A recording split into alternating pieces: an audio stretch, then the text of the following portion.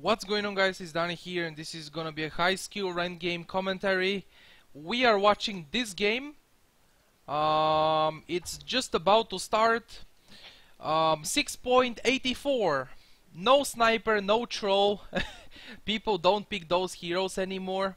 I still wanna play sniper because it's always been one of my one of the heroes that I enjoy playing no matter what. Like a year ago when the shrapnel used to damage towers and buildings and the headshot was a mini stun, doesn't really matter what sniper, I always enjoyed playing the hero. Let's go into this game though. I will play my sniper later, don't worry. So on the Radiant team, we have... oh! Wait, what? The first blood? I didn't even see that. Leshrac, first blood on Skyrat Mage. Okay. So, Dire team, offlane Leshrac with a roaming bounty hunter. Mid lane, Storm Spirit. Support Earthshaker, and a safe lane farming Shadow Fiend. On the Radiant team, we have an offlane Nyx Assassin with Queen of Pain, middle lane Dragon Knight, safe lane Skyrat Mage support with a Slark carry. So 6.84, definitely different than... Oh, wait, he's killing the Storm. There is another fissure very soon, but it was not enough to save Storm. He had mango. He had mangoes. One mango, instant 150 mana. Use the nuke and kill the Storm. Mango. Mango, good item, guys. Very good item. So, Earthshaker going back to the top lane. This is looking pretty hard for Radiant, to be honest.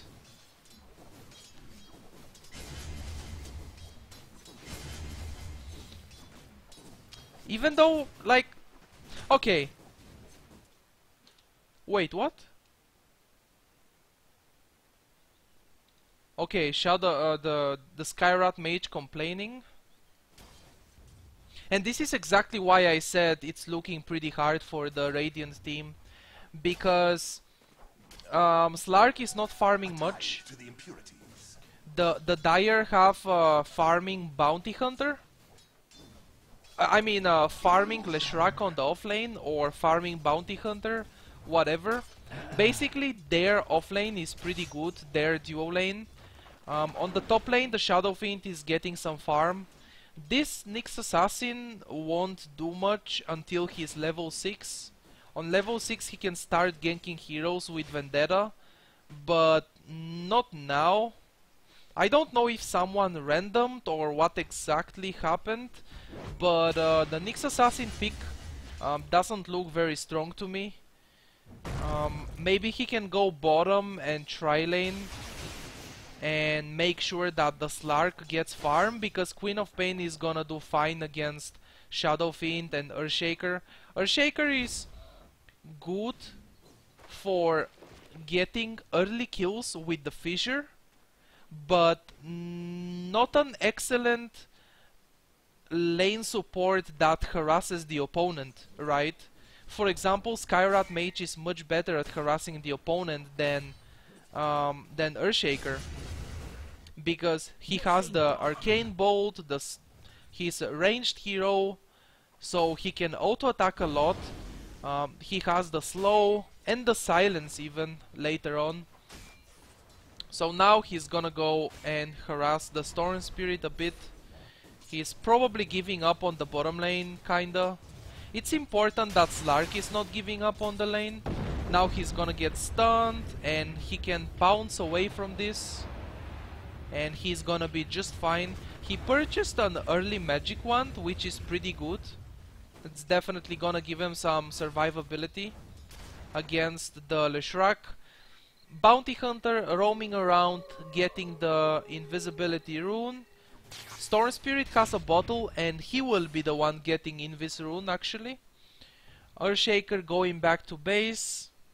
Nyx Assassin just roaming around, getting the bounty rune there. Actually DK got it. He bottled the bounty rune from top. There is not that much going on in the early game so far. Okay, there we go. This is gonna be a kill for sure. The Nyx Assassin stun with the Shadow Strike, slowing down Shadow Fiend and stuff. And that's the kill right there. The Quop has a bottle. Bounty Hunter died bottom to the Skyrat. Okay, so the Radiant team just got 2 kills. Okay, pretty good, pretty good. Pretty nice. So patch 6.84. Definitely more team fights and 5-man Dota than 6.83. It's just the heroes and the meta in general. I think this is what I think. This is what the patch makes me think so far. The patch was released a few days ago, right? We need some time for playing the patch and realizing what's the best. We can't say what's the best for the patch in one day after one day of playing it. But basically, so far what I have seen is 5-man Dota being pretty strong and a lot of heroes that fight in the mid game. So Skyrat Mage dying to Roshan, very well done there. And looks like Shadow Fiend is getting harassed now. The Quop level 2 Shadow Strike. Getting level 2 Shadow Strike is a great idea sometimes. It's so good at harassing, you get more damage from it and more slow. And your cast range is increased. It's just getting level 2 Shadow Strike is so good early on, instead of maxing the Scream of Pain. On level 6 he took another point of Scream instead of the Sonic Wave, so that's also something you can do. I think the Sonic Wave is pretty good. It's pure damage. I think it's way too strong. I don't think you should be skipping it, but what he's doing is also fine. And the most important thing is that he's getting completely free experience and free farm even though he's offlaning. It's an offlane Queen of Pain, but it looks like a mid lane one. He's getting so much farm and so much experience. And as I said already, Nyx Assassin just gonna be running around trying to get level 6 somehow and then doing stuff. Like, he can't do much before level 6. It's not like Earthshaker to kill heroes with the Fissure. And there he goes down. Leshrac maxing the Lightning Storm. Actually, so far, the first 2 heroes with the most last hits on the map are DK and Quop, both from the Radiant team, and I thought it's looking pretty hard for the Radiant team. Maybe I said that because of the bottom lane. The bottom lane is kinda hard for Slark, but now that Leshrac is rotating, he rotated mid for a bit to gank, and Slark got some free farm. DK is a pretty good hero for 5-man Dota. He's pretty tanky, you know, pretty useful. The long range stun while you are in your dragon form. The long range stun, the ranged auto attacks, and he's pretty tanky early on. Now he gets blocked by the Fissure, and he won't be able to survive here, I think. I don't think he's gonna survive this one. Stun someone? No, he could have stunned someone. Now Queen of Pain TP'd bottom and he's gotta get a double kill. The Scream of Pain now. Perfect. Death comes in at the ears. So this is actually worth for DK. Before he died he could have stunned someone, but it doesn't matter much because Queen of Pain TP'd middle and got a double kill anyways. So 1 for 2 trade. Meanwhile Nyx Assassin died on the top lane, but that's not part of the mid lane fight. The mid lane fight was a 1 for 2 trade. So definitely worth for DK. And now he's TPing back to the lane. And we are looking for 5-man Dota, aren't we? In the mid game, a lot of team fights and a lot of 5-man Dota. Actually, it doesn't have to be like that. Even though that's what the patch says, even though that's the meta kinda, if you have the wrong heroes for the current meta, you can switch to a different meta. Who cares? If you have a Nature's Prophet in your team and he wants to split push a lot, you can play the Rat Dota. You can do whatever you want. Oh yeah, this is exactly what I'm talking about. Even the Slark tipping middle this early on and getting a kill on Leshrac. This is some 6.84 Dota right here. This is some quality 6.84. Leshrac, very good hero for team fights. A lot of AoE. Storm Spirit is a good hero for ganking, but also team fights. I don't see why not. Shadow Fiend, great hero for team fights. The ultimate, all the raises and stuff. And now Storm Spirit ganking the Nyx, and he's gonna be able to get the kill there for sure. He gets his mana burned, and now he has to run. He got stunned under the tower. Now Quop is here. He has mana for 1 Scream of Pain. He used it, but didn't hit Storm. And now he's gonna escape, I think. Blink is ready. Nope, no escape for Storm. That's a dominating on Queen of Pain. Bounty Hunter is here as well, and he's gonna get stunned by DK. Blink is ready now. They can kill the bounty actually. Oh wow, the shuriken toss bouncing. And Leshrac kills Quop for the dominating streak. Nope, not enough to bounce to DK. Not enough range to bounce to DK. By the way, I think Lone Druid is a pretty strong hero for 6.84 because of how good Lone Druid is for a 5-man Dota. Like early on you farm Radiance. It's one of the best items for Lone Druid, Radiance. You farm a Radiance early on, and then you can split push a lot with your bear. Or even if you want to, you can make a Scepter, so your bear can auto attack without you having to stay close to it. It's pretty interesting. The 6.84 Lone Druid sounds pretty interesting. I haven't played it yet, but it sounds pretty interesting. I will definitely play it, I think. And one of the changes for Dragon Knight is that the Breathe Fire reduces the damage of heroes. Level 4 Breathe Fire is 35% damage reduction for 8 seconds.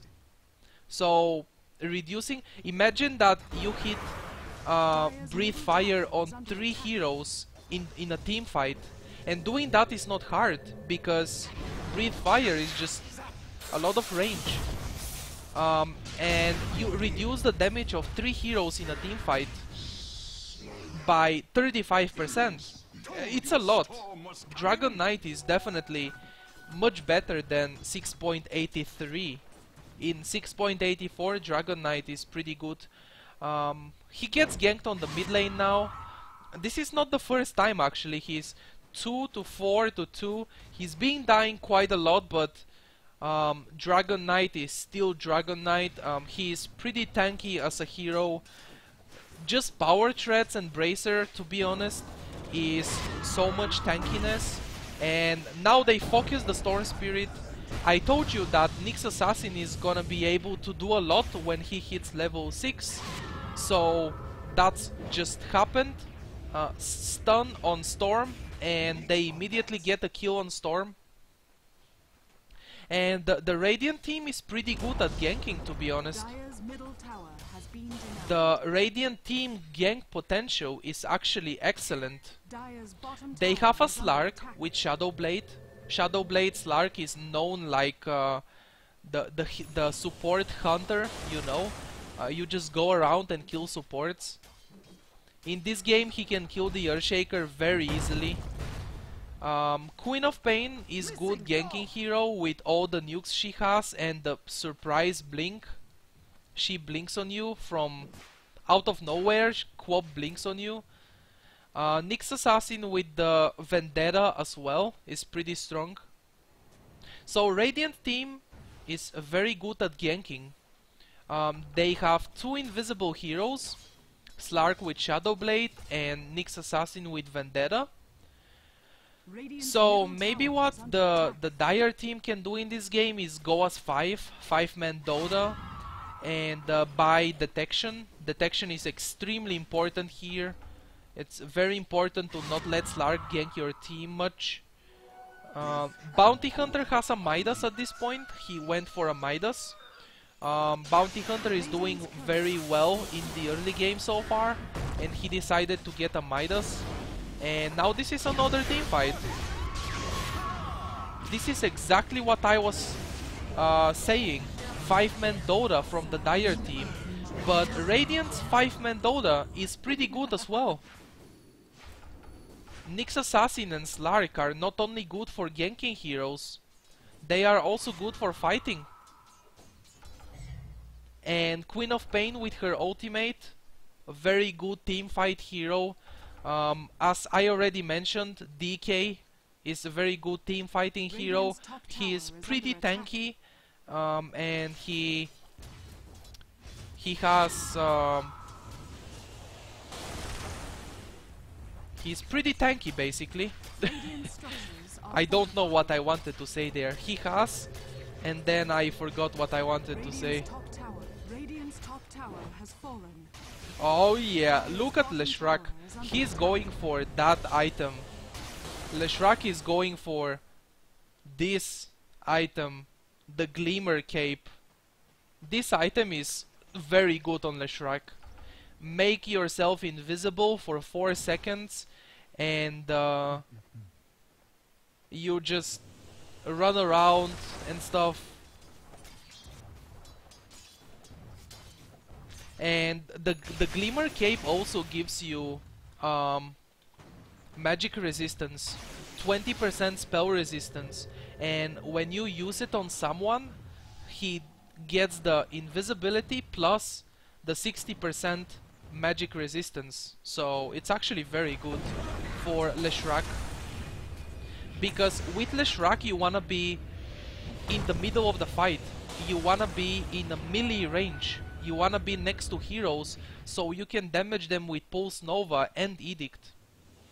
So Leshrac gonna be pretty tanky with the Glimmer's Cape. Pretty tanky for magic skills, which they do have a lot in the Radiant team. The Skyrat is a lot of magical. The Queen of Pain is magical. Even Slark, the Dark Pact and Pounce. Slark still has the strong auto attacks though, but still he has a lot of magical damage as well. So as I mentioned already, I think Dire team have to go 5-man Dota against the Radiant, and even if they go 5-man Dota, Radiant, this is it. The Queen of Pain is being hitting perfect ultimates so far. Every ultimate is being so useful from the Queen of Pain.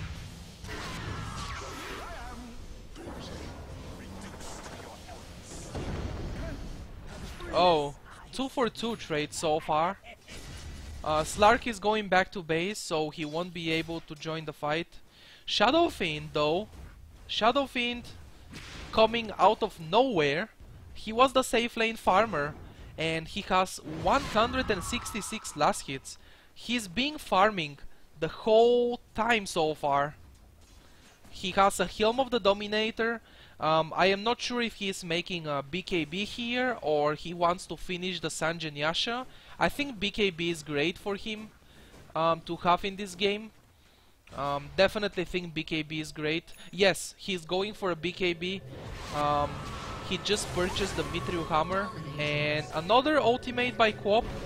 He has an Aghanim Scepter. So that's 40 seconds cooldown on the Sonic Wave.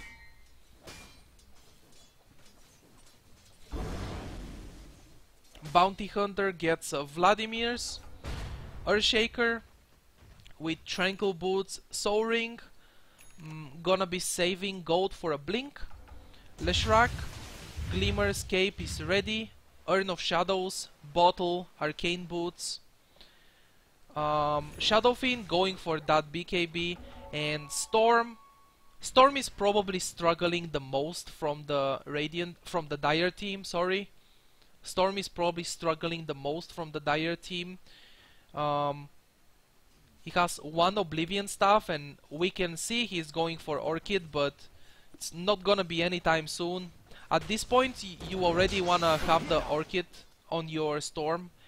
The perfect timing for Orchid would be something like 15-16 minutes in, the perfect timing. The even better than perfect, the excellent timing for Storm Orchid will be like 12 minutes, or I have seen 11 minutes Orchid sometimes. If you have an excellent early game on the mid lane, you kill the opponent once or twice and you farm creeps, and your team stacks the jungle for you as well, you can have a very early Orchid. Oh yeah, look at the Queen of Pain ultimate there. Shadow Fiend gets the last hit, and now this is BKB finished. So I already said that, but I wanna say it again. This is some quality 6.84 Dota. This is 6.84. The 5-man Dota from the Dire team, and these heroes, these are heroes that we didn't see much before because of Troll Sniper so much. You know, we didn't see Dragon Knight much. We didn't see Leshrac much. Oh, look at that fissure. 4-man fissure. And Slark gonna get the kill on Bounty Hunter. So that's a 0 for 3 trade. 0 for 3 trade. And now they might wanna go Roche. Oh wow, look at the damage Shadow Fiend deals right now. BKB and ultimate, killing spree on Shadow Fiend. He will be able to kill the Shadow. What? Okay, double kill for him. And now Storm is here to clean the house. Slark bounces up, and Fissure gonna stun, but Storm has no mana for more jumps and stuff. The DK is just going back.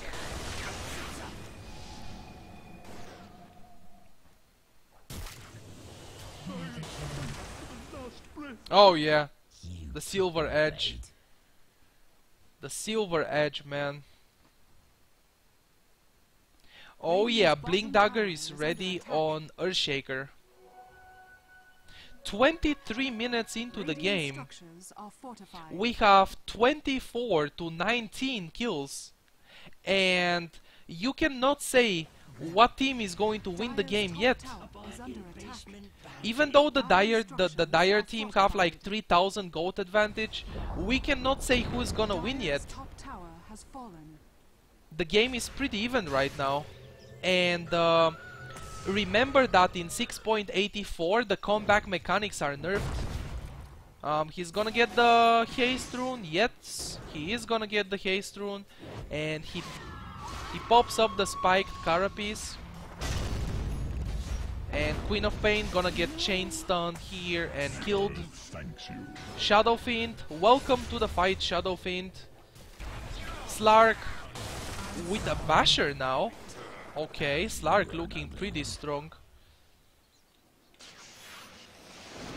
Oh, that's a big jump right there, and he kills Nyx. And now he just gets the fuck out. Is he gonna get stunned by DK? Yes. Oh, that's a dead storm. That's a really dead storm. And Slark. Maybe they were thinking, worth it? To be honest, this question doesn't mean anything anymore. In 6.84, you are not sure if something is worth it or not. Like, unless you trade a carry for a support for a carry, I guess it's totally worth. But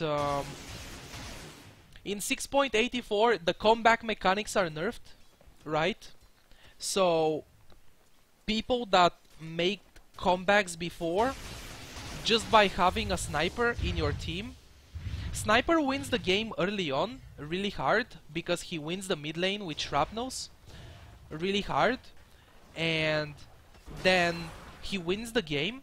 But even if you are behind for some reason with Sniper, your high ground defense is very strong. Sniper is very strong at defending the high ground, and now he's gonna get stunned, Scream of Pain, Sonic Wave, everything to kill that Leshrac. And they do kill him, and now Slark is thinking about diving in. He's gonna get dusted. He gets a bash. No bash on Storm. Oh man, if he got a bash on Storm there, he would have been dead. And now he kills the bounty hunter. So basically in 6.84 the heroes that used to be very good at defending the high ground, like Sniper, people don't pick Sniper anymore. So there are less heroes to defend the high ground, and instead of having that defensive playstyle in 6.83, you know, I mean, look at this game.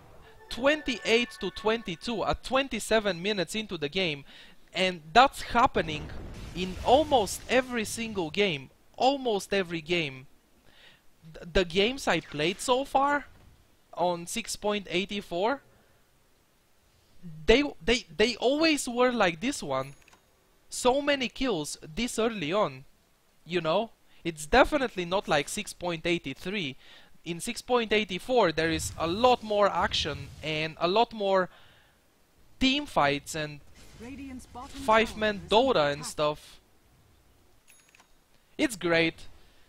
Basically the point is 6.84 is a nice patch. Nice changes, you know. It's very good to have changes from time to time. I don't really want the game to stay the same forever. So these patches that change the meta and the heroes, buffing one hero and nerfing another hero, those changes are definitely good to have them. And there is gonna be a team fight bottom. Slark gets silenced and he's gonna die before popping the ultimate for sure.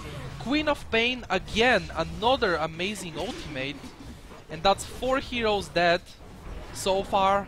Slark for a 3-hero trade. Shadow Fiend goes down as well. His ultimate kills the Nyx Assassin though, so it's a 2-for-4 trade. And now there is a gem on Skyrat Mage, Bounty Hunter is very annoying, walking around, tracking people, so the gem on Skyrad Mage is gonna be worth. It will stop the Bounty Hunter from being very aggressive, and also with the gem you can deward, of course. That's another very important thing, and they don't know they can deward this and this. Maybe at some point they will realize it. And DK has a Shadow Blade now, so another invisible hero for the Radiant team. And if the Dire team loses this gem, I mean the Radiant team, if the Skyrad Mage loses this gem, I think the game might turn. Because right now we are noticing a bit of an advantage for the Radiant. They have kills advantage and towers advantage, so we are noticing there is a bit of advantage for them. But if they lose this gem, it will be very bad for them. And he's giving the gem to Slark. That's an excellent decision. Slark has a lot more survivability than Skyrad Mage, so that's an excellent decision there to give the gem to Slark. You can also give the gem to Queen of Pain. It would be not bad. Slark with Silver Edge and Basher can kill the Bounty Hunter very easily, and Bounty Hunter now is forced to take a defensive position because there is a gem. You can't go very aggressive against a gem. They are just going to kill you. And now Slark gonna try to kill Leshrac, but nope, not gonna happen.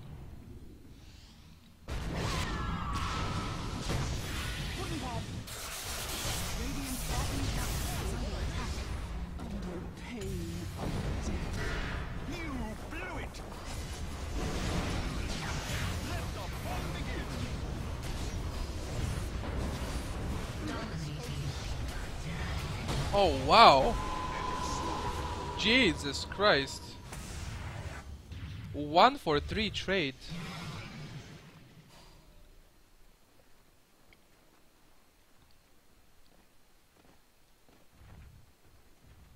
This time the 1 for 3 trade was for the Dire. Like, I can't believe I'm actually watching this. I hope you guys are enjoying this game so far. I can't believe I'm watching this game actually. This game is extremely balanced, and I have been sitting here trying to record a ranked game commentary for a few hours now. I think 2 hours or 3 hours. No, 2 hours. And all the games I got so far were pretty like, in one game there was a lever, in the other game, in one game there is a lever, in another game there was one guy feeding couriers because someone stole his lane. Also, I had a game with a jungling tinker. Like, who the fuck does that? Jungling tinker? Don't do that ever, please. That game was horrible. I didn't wanna watch the whole game even, and I didn't wanna upload it. But I am glad I started watching this game because so far it's so nice. And maybe I'm not making much sense with the commentary sometimes in this video. I'm sorry about that, but I'm kinda excited. The patch is pretty amazing to watch all this action, even though it's just a pub game, you know. I just enjoy Dota in general. I enjoy playing it, enjoy watching it. Pub games, professional tournament games, doesn't really matter. I enjoy Dota in general.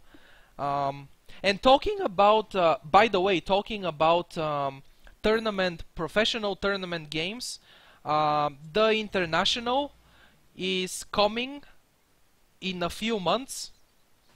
We can't say soon yet, but it will be in a few months. And Valve is gonna start inviting the teams already. in after a few days they will start inviting teams. So I wanted to mention real quick, during the international, I will be definitely watching the international games. I'm not sure exactly what's gonna be happening in my channel. Will I upload normal gameplays, or I will upload only games from the international that I commentate? I think both. I think a bit of both.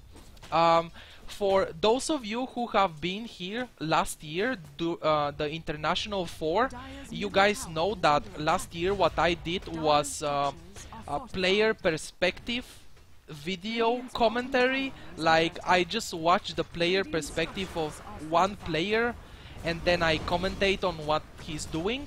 So that basically means I'm focusing on one hero and one player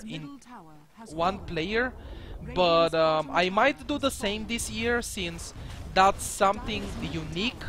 It's not like something ultra professional, ultra amazing, you know, but it's something pretty unique that nobody else was doing. The player perspective commentary instead of a normal commentary like I'm doing for this game. So I might do the same and sometimes upload that kind of a video, sometimes upload a normal gameplay commentary. Okay, this is probably what's gonna be happening during the International 5. I might do another video, a different video, just to say that, so more people can hear that, because not everyone who watches my channel every day is listening to me right now. Not everyone is going to hear that. So I will probably do the same like I did last year. Maybe a combination of both. Sometimes gameplay commentary, sometimes player perspective commentary video. We will see, we'll see. Or maybe I will change my mind. Who knows? Okay, I don't even know what I'm talking about anymore. Maybe I will change my mind and make a commentary like I'm doing in this game or something. Shadowfiend has a Daedalus now, and he's very strong. He has the Aegis of the Immortal. Now BKB, Requiem of Souls, that's what I'm expecting from him. He has a Manta style BKB Daedalus, Helm of the Dominator, looking pretty strong so far, but he is alone. And now he can run away pretty fast. Manta style. Storm gonna get wrecked here. He tried to jump on Quop but couldn't make it. The DK just turned and stunned the Storm. So Shadowfiend is the only one who didn't die, and that's because he had a Aegis. The rest of his teammates died. Screw business. It just got personal. Screw business, it just got personal. So there is a buyback on Bounty Hunter, and Storm Spirit is going to respawn soon. He has a Bloodstone.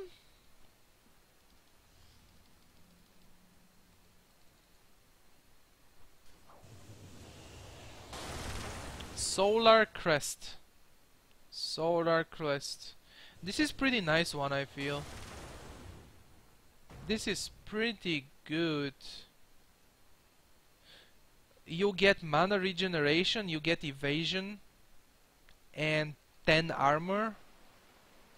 And you can use it on someone to reduce his armor by 10, like Shadowfiend, and make him miss 30% of his auto attacks for 7 seconds. And it's a 7 seconds cooldown, so it's pretty good.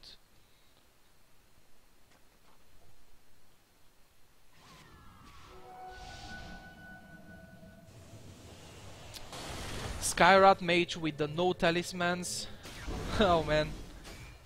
DK with Assault Cuirass and BKB looking pretty strong right now.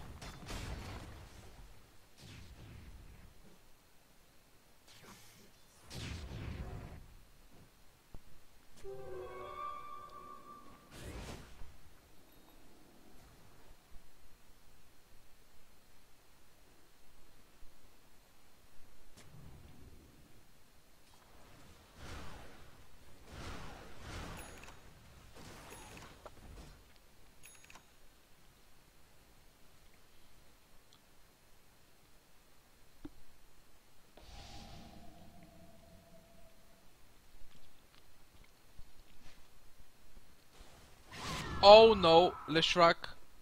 Oh no, oh, okay. That's a big initiation on Shadow Fiend. Bounty Hunter is gonna get killed real quick. And Slark, he couldn't even use his ultimate. And Quop goes down as well. Look at the Shadow Fiend, man. With the BKB, right clicking, triple kill. Almost an ultra kill. Dire's bottom tower is under attack. And Slark didn't use his ultimate. That's right, but that's because he couldn't. He was chain stunned. Right after the Dark Pact, he got chain stunned there. And Roshan is going to expire in a few seconds. He's going to respawn, not expire. Dire's bottom tower is under attack. And now that they have five heroes dead, it's time to push. Radiant structures are fortified. Leshrak with the Edict, pretty strong at pushing. Shadow Fiend with the right clicks. Radiant's middle tower has fallen. Oh, just kidding, Roshan is not going to respawn in a few seconds. He's going to respawn a bit later. And they might be able to get barracks here. I'm pretty sure they will get the mid lane barracks. Top lane is pushing in as well, so maybe they can go and get a tier 2 tower top, or go back and wait for Roshan. Radiant's middle They got the mid lane barracks, that's enough. Win a team fight, okay, win a team fight, and then get mid lane barracks. And considering they were behind in the game, they just killed the enemy, they just destroyed the enemy barracks. Like, this is the 6.84. I feel like we are going back to the International 4, the 5-man Dota, and the very strong 5-man Dota, you know, and all the team fights and stuff. I haven't seen much Nature's Prophet though. Rat Dota, not sure if Rat Dota is very popular or not popular, but more like strong. Not sure if Rat Dota is very strong at the moment, so I haven't seen much Nature's Prophet. But the hero is still playable, I think. I mean, Nature's Prophet was always playable in my opinion, and for me. It's my most played hero, and I always picked him no matter what patch. In 6.83, even though he was not a popular hero in general, and nobody was playing him, I was still picking him, and with the no talisman and blade mail build, I was able to do a lot in teamfights. But now I'm not sure what will be the perfect build. I have to play Nature's Prophet a lot, so I can figure out the perfect build. The gem on Skyrat Mage. There is a gem on Bounty Hunter as well. Oh man, he's so gonna die. Nope, never mind. Earthshaker with a nice fissure there. So both teams have a gem right now.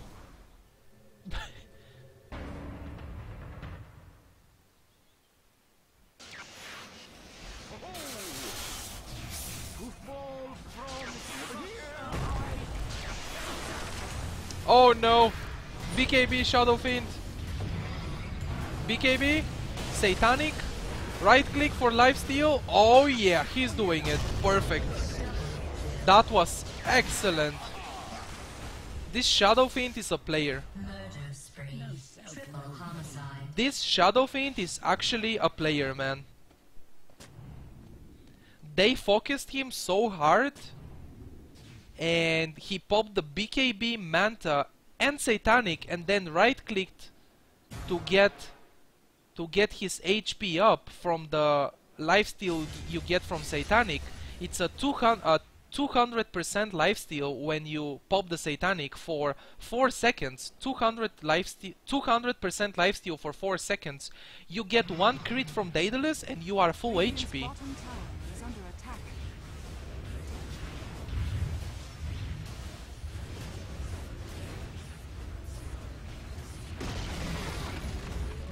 Bottom tower has fallen. Radiant's bottom barracks. Great teamwork. Radiant's bottom barracks has fallen.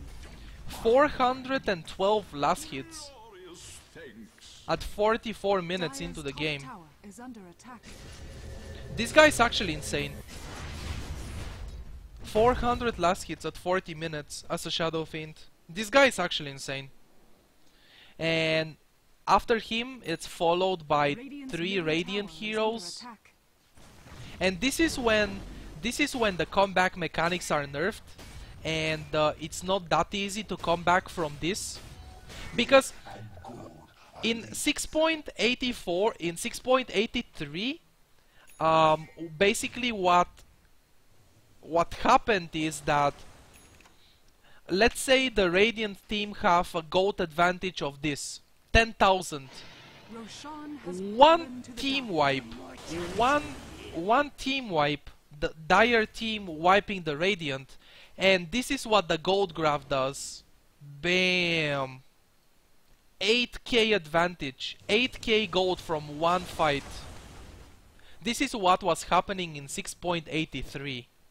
When you have such huge advantage and the enemy team wipes you once, they get extremely much gold from you.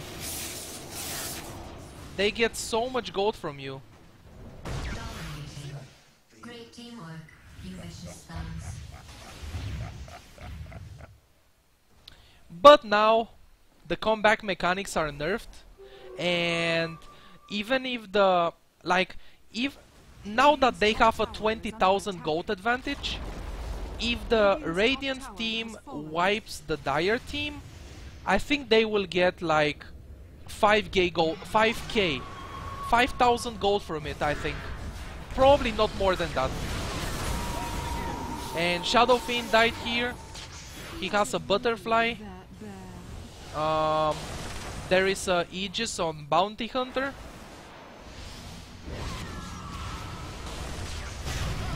Slark gonna get chain stunned a bit. That's a dead DK, I guess. Leshrac, Ghost Scepter, and he has an Octarine Orb. Double Q for Leshrac.